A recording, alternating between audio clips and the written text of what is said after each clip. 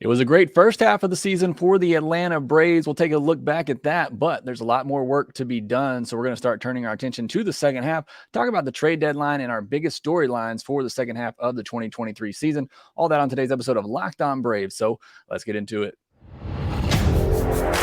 You are Locked On Braves, your daily Atlanta Braves podcast. Part of the Locked On Podcast Network, your team every day.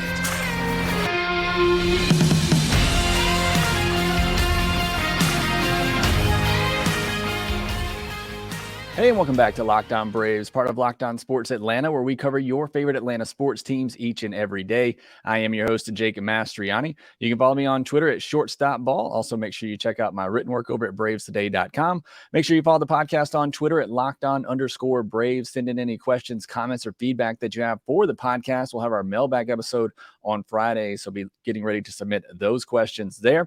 If you're new on YouTube, hit that subscribe button. If you're watching there, do me a favor, hit that thumbs up button as well. And thanks so much for all your support and making Locked On Braves your first listen of each and every day. And thank you so much to all those who continue to let me know in the comment section that you listen to this podcast each and every day. Love hearing that. On today's episode, we're going to recap the first half of the season and then preview the second half, and who better to do that with than my postcast partner, Grant McAuley.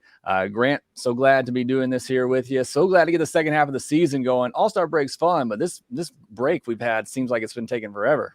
Yeah, it's just enough to kind of give you that reset, but I think we're all looking forward to getting baseball back every single day, and I'd be remiss not to congratulate you guys on expanding the roster in the Mastriani household. Yeah, thank you. So been a busy week for sure over here, and a little bit of lack of sleep, but I'm still excited to get the second half going, especially after the first half that it was for the Atlanta Braves, Grant, as you know. And if you listen to the postcast, and just give a plug here, if you're not already, make sure you subscribe to Locked On Sports Atlanta, where you get the postcast with me and Grant McAuley after just about every Braves game. We'll have a lot more coming your way for the second half of the season, and hopefully deep into the postseason as well. But let's take a look back at the first half real quick, just to recap. A 60-29 record in the first half of the season. Best record in baseball, 8.5 game lead in the National League East. That's the largest division lead in all of baseball. Same number of wins at home as on the road, which I think is interesting as well. Some people out there thinking the Braves maybe are cheating at home. Well, they got just as many road wins as they do home wins, and I think that's pretty significant, especially the Braves started out kind of slow at home as well, and that's kind of picked back up here as late. 73 games left, Grant. I just want to kind of throw some of these records at you. If the Braves go 30-43 the rest of the way, which I don't think anybody believes will happen, that's still 90 wins, which typically gets you into the postseason. 36-37, so even if they play 500 ball the rest of the way, that's still 96 wins. 41-32, that gets them to 101 wins, what they had last year. 47-26, which is possible, but that's really good baseball the rest of the way. That would set a franchise record for 107 wins in a single season. Grant, what the Braves have done in the first half of this season, it set them up for a team accomplishment to get everything done that they'd want to. Yeah, it really has. I've been crunching some of these numbers as well, looking at, what would it take to get the most wins in a single season for this Braves club? Well, they really don't even have to play as at a blistering pace as they have been since June the 1st. So maybe they can get this thing done. But if you go back and look from June 1st to 2022, when the Braves began their 14-game winning streak and, of course, chased down the Mets and won the NL East a year ago, all the way up to the day of the first half finale, that was a 200-game sample size where the Braves had won 139 of those games. That's a nearly 700 winning percentage. That's a pace for 112 wins. And the Braves have been on this pace since June 1st of last year. So to say that they could get there, I certainly think they can. They're on pace right now for, I believe, 110 wins. So if they just continue to play, it's kind of the composite of what April and May were, plus their red-hot June into July, this is a Braves team that I think could set that among many records. And, of course, we've seen what this offense can do. Quite a few records to talk about there as well, I'm sure. Yeah, a lot offensively with the home runs going on, a chance to set the franchise record for home runs, which seems like they're going to blow by, but also just the single season record for the entire league in home runs as well. They got a shot at that. So a lot offensively that they could perhaps accomplish this season. But even just looking individually now, kind of from the team perspective, which one thing they've done that I didn't mention in the team part of this is that if they continue on this pace, you would figure could be a pretty, soft into this season. Unlike last year, which was a grind the entire time as they were trying to come back and chase down the Mets. Things continue the way they are, could allow them to rest some of these guys. We know, a lot of Braves players, particularly infielders, don't like to take days off, Grant, but I think if things played out this way, you get an opportunity to maybe rest a little bit going into the postseason. Braves have had some injuries, specifically in the rotation. You get those guys set, also give them a little bit more time to come back so you don't have to rush them. I know we'll talk a little bit more about Max Fried and Kyle Wright later, but if they can continue at this pace, keep that sizable lead, I think that could be a benefit to them going into the postseason this year. Yeah, it definitely could be. And this is exactly where you want to be if you're a club, is controlling your own destiny in that regard. I mean, an 8.5 game lead, we saw one disappear in the division last year, despite the fact that the Mets played pretty good baseball over the final 3 months of the year. The Braves just played a better brand of baseball. But when I look down the division this year, I just don't know that anybody's built well enough to play the kind of baseball they need to play, while also kind of needing the Braves to fall on their face, as you mentioned earlier, in order to just open the door in the National League East. And the Braves, they're not going to take the foot off the gas until they get to a point where they have clinched this division. I feel like that is probably what we'd be looking at seeing, and they could conceivably clinch it a little bit earlier this year than, of course, last year when it went all the way down to the final week and involved, that sweep of the New York Mets. And I talked to some of the guys who were on the 93 team, the Fred McGriff trade year, when they went on that crazy pace to outdistance beat the Giants to win the National League West by 1 game, and both teams won 100-plus games. They basically said by the time we got to the Phillies and the NLCS, we might have been out of gas. So I think the same question could probably be asked about the 2022 club. How much did it take out of them having to play it all the way down to basically the wire before they jumped into the postseason? I know they got a little bit of a rest. I'm not sure that really helps, other than to give you the possibility of starting Spencer Strider, who was dealing with that oblique issue. But putting all that aside and all in the past where it belongs, this is a club that has the opportunity to continue doing what it's doing, welcome back some key members, and maybe be exactly where it wants to be when the playoffs rolls around this year, to your point, where they don't feel like they have expended all their energy and all of their ammunition just to get to the division title. Yeah, and obviously you got a long way to go to get to that. But again, the point being, the Braves have set themselves up to possibly have that opportunity with the way they played in the first half. Moving more to the player side of things, 8 All-Stars at the All-Star game this week. Acuna's MVP start, 25 doubles, 21 homers. I could say these stats all day long, Grant. 79 runs, 55 runs batted in, 44 walks, 41 stolen bases, 331 average, 408 on base, 582 slug, what he's done. Sean Murphy proving to be, I think, the best catcher in baseball right now, at least this season, with what he's done. Matt Olson leading the National League in home runs at 29, RBI at 22. There's just a lot of great individual performances on this team, up and down, specifically from the offensive side of things, which coming into this year, we thought it had a chance to be the deepest, most powerful lineup in all of baseball, and maybe took a little bit to get there. There were some injuries early on as well, but I think you can safely say now, Grant, they have reached that level, that potential of being the most dangerous offense in all of baseball. You have. And when you talk to some of these guys in April and May, even though the Braves got out to a better start this year, I know Matt Olson and Austin Riley both said at some point, we don't really feel like we've clicked yet. Well, whatever happened in the month of June for the second consecutive year, they definitely clicked. And this offense, it set a first half record for most home runs by any team in MLB history. As you said earlier, is on track to maybe set a home run record for any club in MLB history. I do think it all starts with Ronald Acuna Jr., and I went through and looked at the paces. You read some of these numbers, but at the end of the season, we could be talking about somebody who, A, has a chance to hit 330, has a chance to put up a 1,000 OPS and a 9+ WAR season with 39 homers, 100 runs batted in, 75 steals, 144 runs scored, 217 hits, 46 doubles, 80 walks, 89 strikeouts, because he's cut his strikeout rate in half. It's just absolutely absurd to see what this guy has done and is doing. And I also went back and looked. The last time that a hitter had 100+ RBI and 140+ runs scored has not happened since 2007 with Alex Rodriguez, has only happened 7 times since 1949, and has only happened, I believe it is, 30 times total in baseball history since 1900. And a lot of those belong to some guy named Ruth. So I would say that Ronald Acuna Jr. has put himself once again in the elite class of modern baseball and maybe any era of baseball, because the season that he is putting up is just historically perhaps unprecedented with with homers and steals, power and speed. It's just unbelievable to watch. Then you throw in Matt Olson's 50+ homer pace, Sean Murphy's career year, Orlando Arcia has been a big story. Rosario and Ozuna have righted the ship most certainly. Then you've got Michael Harris II really starting to swing a good bat. And oh, by the way, Ozzy Albies has turned into a number 2 hitter, a pretty valuable one for this Braves club. And quietly in the background, Austin Riley's an all-star, and he's not even having a monster season. I mean, this is just an embarrassment of riches that the Braves have. 1 through 9, I challenge any team to find a lineup that has this kind of power everywhere you look, because there's just nowhere that a pitcher can sit down the day before or the day that he starts against the Braves and say, here's where I'm going to go get my outs. Like, good luck with that. Yeah, it really is a nightmare for opposing pitchers, and Braves fans obviously love to see that. And we talked about it coming in. We thought just on paper that there were going to be a lot of stars on this team, and it has played out that way. But we've also seen some guys who have stepped up and have become some surprises. That's kind of where I want to end our first half discussion is who have been some of those biggest surprises. I think names that come to mind, Bryce Elder, Orlando Arcia, Michael Tonkin, and I would even say Marcell Ozuna's kind of resurgence, especially after just a brutal start to the season. He really turned things around. I mean, many people thought he might be cut by this point, but he has really turned things around as well. So the Braves have had some guys, Grant, who have really stepped up and had some surprisingly good years for them.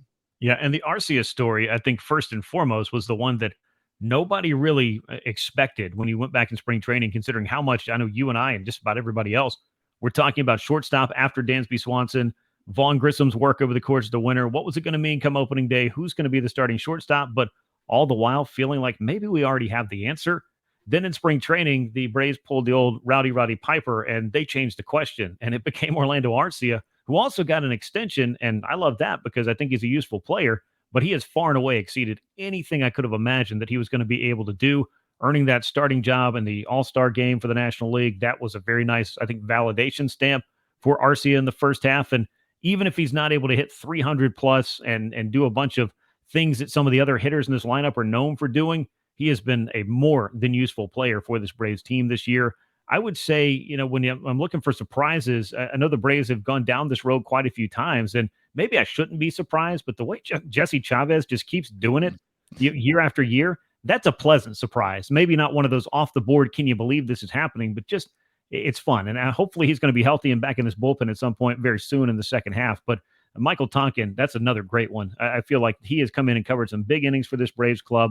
I think that what you're seeing out of some of the pitchers that had to fill in for the back end of the rotation, they have been solid enough to hopefully bridge the gap to get you to Max Fried and then get you to Kyle Wright a little bit after that. So there've been a lot of great stories, unsung heroes that maybe aren't so unsung anymore, like Bryce Elder. You just have to sit back and appreciate what the Braves have had go right for them in this first half, because they had a number of injuries that could have really had this story looking a lot different by the time we got to the All-Star break. They did. And again, as you said, it was especially in the starting rotation, Bryce Elder and what he's done and stepped up there has been huge. But it's been a fun first half of this regular season, but Braves and Braves fans are certainly hoping that the best is yet to come. So now it's time. Next, we'll turn our attention to the second half, talk about the schedule, what we're looking forward to, talk about the trade deadline as well. We'll do all that here and next. Are you using the Sleeper app for daily fantasy baseball? If you're not, then you certainly should be. Sleeper is a fantasy sports plus real money gaming app focused on bringing people together through sports and gaming. Sleeper has become the fastest organically growing fantasy platform in the world, with over 5 million active users in 2022, while earning some of the highest levels of engagement per user in the industry. If you want to 100 times your money on daily fantasy baseball, Sleeper is now offering up to a 100-time payout for up to 8-pick contest. Choose as many as 8 players that you like and pick more or less on your favorite baseball stats like home runs, strikeouts, hits, and more. Get your picks right and you could win big. Use promo code LOCKEDON and you'll get up to a $100 match on your first deposit. Terms and conditions apply. See Sleeper's terms of use for details. Currently operational in over 30 states. Check out Sleeper today. The Braves and the White Sox will kick off the second half of the season at Friday night at 7:20 p.m. Eastern. Hopefully, the All-Star break doesn't slow down that great pace the Braves were on in the first half. You can catch every pitch of the Braves' hometown broadcast with SiriusXM on the SXM app. Search Braves.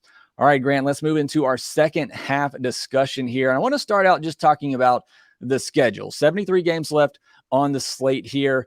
Pretty tough scheduled to end July. Just 4 games against teams under 500, 3 of those against the White Sox, who I think could be pretty active at the trade deadline as well. Something to keep an eye on there. The Angels, they have one big trade piece as well that maybe I'm sure will get a lot of run. Whether or not he gets moved, I'm a little skeptical about, but the Braves do end the month with a game against the Angels and start a series going into August. But other than that, it's a pretty tough slate for the rest of July. But then going forward, you got 16 games in August against teams under 500, including a 13-game stretch starting the month of August against the Angels, Cubs, Pirates, and Mets. That also includes a stretch of 14 games in 13 days because they got that makeup game in New York, which makes that a 4-game series, and 11 of those games coming on the road, and then 16 games against teams below 500 in September and October. So that's 36 games against teams below 500 right now, and 37 games against teams above 500. Just 3 games left against the Marlins, 7 against the Phillies and Mets. So that's what's left the rest of the way, Grant. Not a terribly daunting schedule for the Braves, who, as we talked about, have already put themselves in a pretty good position. Yeah, I mean, when you think about the catbird seat, the Braves are most certainly in that, and I think that they've done such a nice job of, even though there have been winning streaks of 7, 8, 9 that we've seen since the start of June, they've been very much day to day, series by series, and just kind of checking these things off as they go. So I feel like that will set them up to navigate along road trips, maybe even a whole bunch of games and not as many days as you'd like as well. They've got that, as you mentioned, mixed in,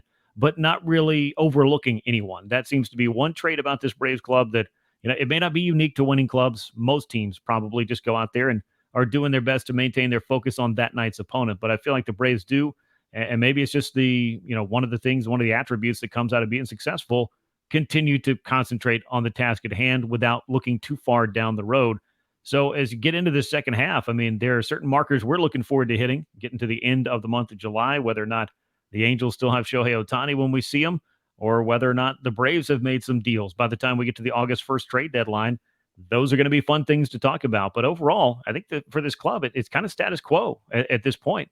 Stay healthy. Obviously, you want to do that. But otherwise, I think that they've got the road that they want to travel, and they've already proven that no matter how tough it gets, that they're capable of being the best team in baseball, record-wise, offensively speaking, and doing more than enough on the mound to put it all together to really finish this thing up strong. It's just all about going out there and doing it now, I think. And we talked about some players that could be coming back to help out in the second half. And I think that's certainly a big storyline in the second half of this season, because as great as the offense has been, you feel like the pitching hasn't been all there this season. Well, it hasn't been bad, but you feel like it could be better. And that's because they're missing a potential Cy Young candidate. They're missing a 21 game winner, and they're missing 2 key pieces in the bullpen as well.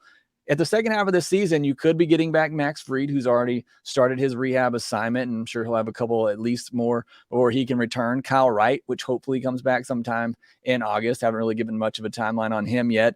Dylan Lee and Jesse Chavez as well in the bullpen. So as you mentioned, you got to stay healthy with the core that you have, but there's a chance here. This team hasn't even been playing at its best yet, or I know they haven't because these guys haven't been there.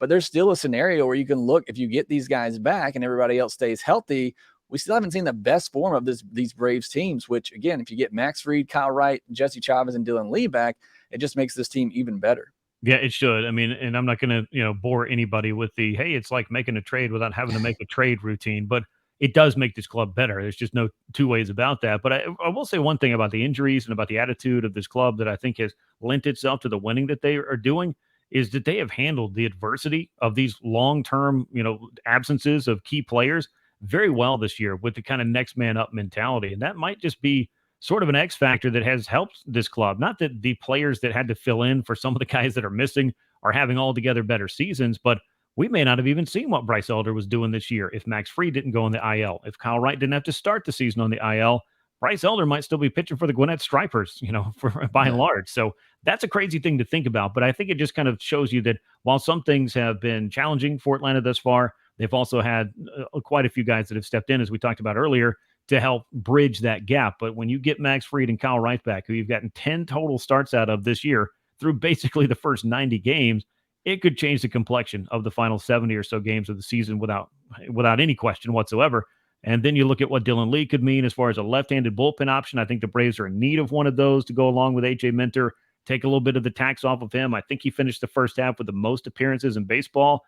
That you might sound kind of crazy considering AJ had a kind of a lengthy point of struggle there for a little while in April and May. Has started to turn his season around, but Dylan Lee's an important arm to get back. And we already talked about Jesse Chavez. He just gets the job done, and you can see the camaraderie and the closeness, the close-knit style of that bullpen. They'll be happy to have him back in there and back in these games as soon as they can possibly get him. So I don't know what the Braves need to go out and do at the trade deadline, but getting some of these guys back is going to make a huge difference for this club, I believe. Yeah, and that goes right into the next point here I want to talk about, and that is the trade deadline. And look, I don't know that the Braves necessarily have to go out and make a move here. I know a lot of fans probably don't want to hear that, and certainly I would love for them to go out and maybe get another, dominant setup type reliever, maybe get another back of the rotation starter. But I mean, the way this team is constructed, and you can't predict injuries going forward. Certainly, if you knew you were going to lose somebody big as part of your equation here, then yeah, you'd go out and make a move. But you can't predict that. So as the roster is now and what you're expecting to come back, Grant, I want to know your thoughts. What do you think the Braves need to do at the trade deadline, if anything? I think you and I are on the same page. I mean, every contender is going to be looking to find a way to maybe get better in the bullpen. For the Braves, considering that they've had so much to fill in for in the starting rotation, and now you're finally going to see some clubs start to let go of a few pieces that they weren't going to trade back in April and May and even in June, that might be the area that I look of. Like, I guess you could call it like a just in case type starter to go along with what the Braves are hoping to get back with Fried and with Wright. The bullpen, as I mentioned, that's something that you want to find a way to get as strong as you possibly can there. But if you go back to 2021, when Alex Anthopoulos was making his trades to reimagine the Braves outfield without Ronald Acuna Jr., he went out and got Jock Peterson first. Then at the deadline, he picked up Adam Duvall and Jorge Soler. So you felt like, okay, we got three outfielders. But then he went to the Indians and got Eddie Rosario, who was hurt and who was down for the next month. And when he came back, it turned out that was a pretty good move. And without the waiver trade deadline period in place anymore, maybe we see a move like that where it's kind of the prognosis is this guy could help us. Not going to happen today, but in 3, 4, 5 weeks, he might fit into our puzzle. Maybe that kind of outside the box thinking is something that, and I'm sure it is, Alex Anthopoulos and his crew are kind of working through as they try to solve the problem and figure out how they can make this club better, because he's gone off the board several times to make moves that I wouldn't have ordinarily imagined or expected, including Raisel Iglesias a year ago. Can't rule out the possibility that Alex Anthopoulos simply sees things that we don't, because I think that's the truth. Yeah, that's a great point about the fact that there are sometimes areas of this Braves team which you think is solidified, and Alex Anthopoulos goes out and either gets contingency for it or just upgrades it altogether. Look at the catcher position this last offseason. Came into this season thinking the Braves had the best catching tandem in baseball, and what does he do? He upgrades it with now, I think, the best catcher in baseball in Sean Murphy. And a great point you made with getting Eddie Rosario as well and not really knowing what you were going to get out of him as he came over on the IL. So, yeah, certainly don't put anything past Alex Anthopoulos. He is looking for every way to make this team better and set them up to win a World Series championship. So that'll be fun to watch at the end of this month and as we get into the second half of the season. All right, next, I want to give a little bit of news on the MLB draft. Some players have already been signed, and then me and Grant will give you our biggest storylines for the second half of the 2023 season. We'll talk about that next. You already know about Bird Dogs shorts, some of the best looking and fitting shorts on the market, and I'm so happy that they sent me a pair. I actually wore them at the hospital, Grant, while we were there for the birth of our child, because not only are they so comfortable, fit so well, they look good too. So I looked good in all the baby pictures, which is what's most important. So I've been enjoying my Bird Dogs. Bird Dogs stretch khaki shorts are designed to fit slimmer through the thigh and leg and give you a truly sculpted look. Bird Dogs uses an anti-stink sweat wicking fabric that keeps you cool and dry all day long, which I really enjoy here in the hot summer days down in the South. So I really enjoy that as well for my Bird Dogs shorts. Go to birddogs.com/LockedOnMLB or enter promo code LockedOnMLB for a free Yeti style tumbler with your order. That's birddogs.com/LockedOnMLB, promo code LockedOnMLB for a free Yeti style tumbler. You won't want to take your Bird Dogs off. We promise you.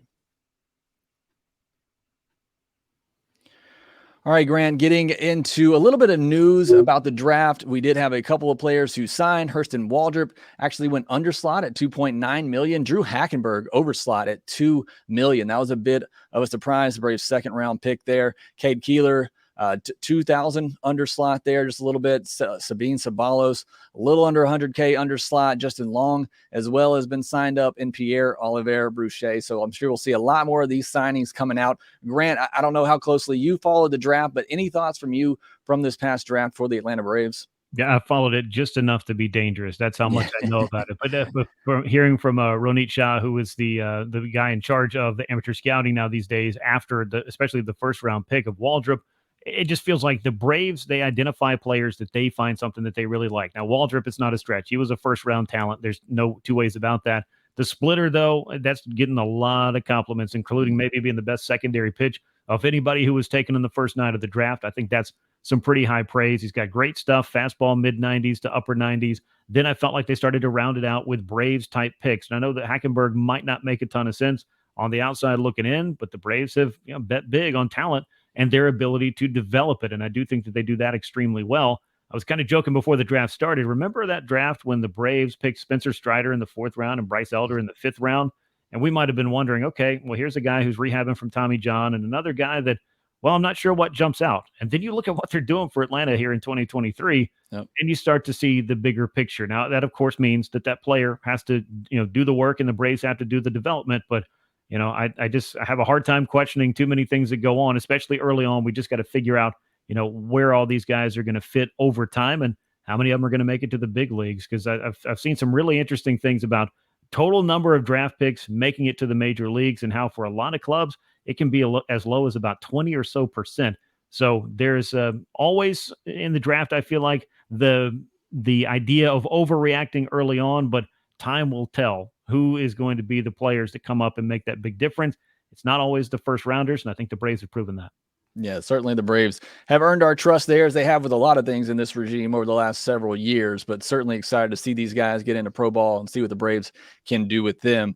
All right, Grant, I want to end with this, talking about second half storylines and the ones that we're most looking forward to. I want to start with you. What are some storylines in this second half that you'll be following really closely? Well, I think the Ron Acuna Jr. storyline is going to be a big one for me and for a lot of people, because we've been talking about, and I think this pretty much started on opening day, when I debuted the 40-40 tracker. What is this guy going to do? Where is he going to end up? I mean, is he going to do something that only guys like Barry Bonds and Eric Davis have done with 30 homers and 50 steals? Is he going to join the 40-40 club? How many team records is he going to break? How many spots is he going to lead Major League Baseball in, or how many categories? And I think that those are all very valid and accurate questions as we head into the second half, because he is putting up numbers at a pace that even Ron Acuna Jr. had not put up numbers before. So to make a long story short, I'm just going to see what the second half of this season looks like for him, because I think it's going to be very exciting. But one thing I kind of brought up on my show and maybe even on the postcast last week was, if you look at what Sean Murphy's done this year, I know that with all due respect to Ron Acuna Jr.'s runaway MVP candidacy, I think Sean Murphy is going to be getting some down ballot votes for the MVP as well. And on a lot of clubs, he might be challenging for that. And maybe even on this Braves club, if it weren't for Ron Acuna Jr. So continuing to see that. And of course, the returns, Max Fried, Kyle Wright, how much that could impact this club. That's going to be a huge deal, I think. And helping the Braves decide what they want to do around the trade deadline as well. And I've also been watching the Michael Soroka story, as a lot of people have, from the human interest standpoint. It would be a pretty huge boost if he continues to make progress every fifth day for the Braves. So a lot of different individual stories, but from the big picture collective, can this offense set some of those records we were talking about earlier on? And if they do that, just how many wins will this Braves team end up with? Those are all going to be things I keep my eye on.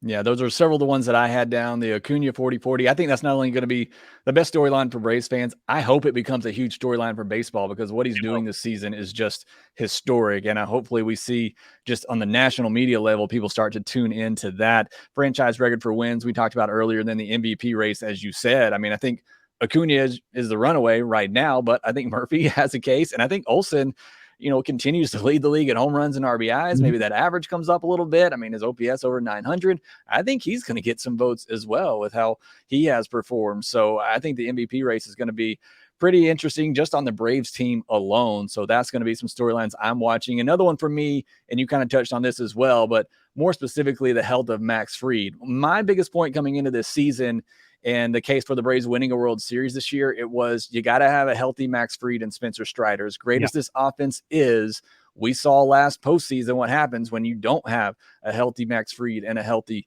Spencer Strider. And, Fried's been out for most of this year. We're hoping to get him back, get him fully healthy. But for me, the biggest key for this Braves team down the stretch is making sure that you have Spencer Strider and Max Fried ready to go for the postseason. So that's one thing that I'll be watching with this team. And as mentioned, the Braves and the White Sox are going to kick off the second half at 7:20 p.m. Eastern. Make sure you subscribe to Locked On Sports Atlanta, where you can get the postcasts with me and Grant McAuley for just about every Braves game the rest of the way. And you can catch every pitch of the Braves hometown broadcast with SiriusXM on the SXM app. Just search Braves. Grant, thanks so much for joining me to do this second half preview episode. Look forward to the second half with you and talking about all these Braves games on the postcast. That will do it for this episode of Locked On Braves. Make sure you follow us on Twitter at LockedOn_Braves. You can follow me at ShortstopBall. You can follow Grant there at Grant McAuley. Also, make sure that you rate, review, and subscribe to the Locked On Braves podcast wherever you get your podcast, and we will talk to you next time.